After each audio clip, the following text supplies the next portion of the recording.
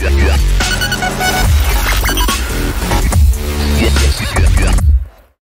everyone and welcome to Forever Rugby, and big news on the South Africans and the commitment to, well, it's your future story really. And basically this year's with the whole COVID sort of situation and the big decisions about South Africa leaving Super Rugby and going north, stuff like that, it's thrown a lot of big questions in the air as about where the future of South African rugby lies. Before we go any further, please do consider subscribing. Bottom right hand corner there, smash the like as well if you enjoy this type of video. Jump in the comments, let me know what you think. But today, South Africa confirmed that they had committed, well, SANZAAR confirmed that SA Rugby has committed to another 10 years of Rugby Championship. And that's an interesting move because just a few days ago, there was a call to include the Springboks within the Six Nations and at the expense of Italy. And look, a lot of people were quite for it because, you know, from a scheduling point of view, if we're going to be playing Pro 14 or Pro 16, it kind of makes sense with the way that the schedule is going to work in terms of when the seasons run, as well as sort of the time zones and stuff like that. So it was an interesting idea, but today it was confirmed that SANZAAR South Africa is committed to continuing to be part of the biggest sort of Southern Hemisphere tournament and continuing to play against New Zealand and Australia and Argentina for the next 10 years, which is an interesting move.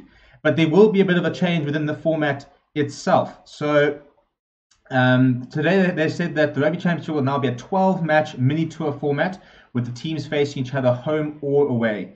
But they said that there might be changes. And so it's basically commitment at this stage of the 4 teams continuing to be part of the Rugby Championship, but there is space to potentially grow and potentially expand in the future. There has been calls for possibly the likes of Fiji, Samoa, all sort of becoming part of the Rugby Championship, which I don't think would be the worst move. But from a Springbok point of view, you know, the biggest point and the biggest thing that we need to consider is that they need to be playing competitive rugby as much as possible.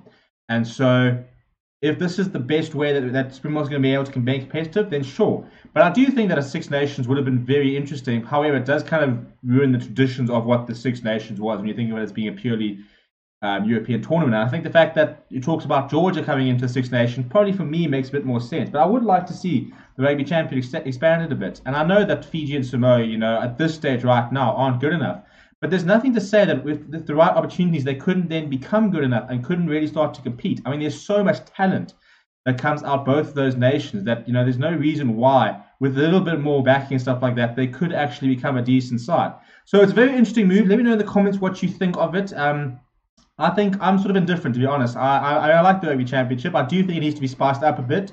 So I'm hoping that the new format and stuff like that will mean that it might mean a bit more.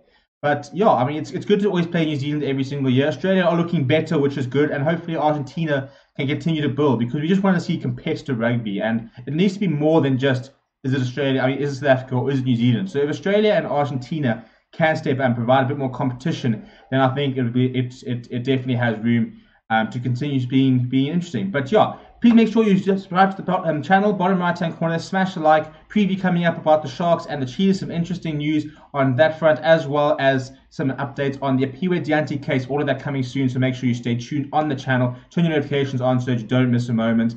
Thank you very much for watching. My name is Stephen Pettit, and I'll chat to you very soon.